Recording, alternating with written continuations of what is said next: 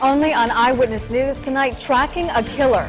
We've uncovered new developments in a brutal local murder. The killer has been on the run for 17 years, but we've learned that a new breakthrough could finally close the case for good. Catherine Sotnick joins us now with the story you'll see only on Eyewitness News. Well, that murder happened right here inside of this Woonsocket rooming house. A young mother brutally stabbed to death. And now, nearly 2 decades later, the family painfully close to getting the answers they've waited so long for. March 1994. Up these winding, narrow stairs on the 3rd floor of this Woonsocket rooming house, Megan Paul was stabbed to death right here in apartment 10.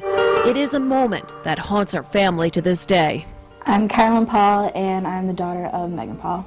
Carolyn was just a baby, only 18 months old, when her mother was brutally murdered. I wish I had known her. It's hard, not knowing how my life would have been. Megan's sister-in-law, Tina Paul, adopted Carolyn. Nobody deserves to die that way. And for the two who now call each other mother and daughter, the question of who murdered Megan Paul remains a painful mystery decades later. My name is Detective Sergeant Matthew Ryan. I'm one of the lead investigators. We've learned that Megan Paul, who was 26 at the time of her murder, lived a troubled life, a life of sex and drugs. Megan Paul was known to be a local prostitute. Megan Paul had a very difficult life. And one roadblock in solving the case, investigators don't know exactly when Paul was killed. Her body wasn't found until neighbors called police complaining of a putrid smell. And the fact that when they say that she was rotting in her apartment for over a week and that people only found her because of the smells in the apartment, it's so graphic to think about. And it's really intense.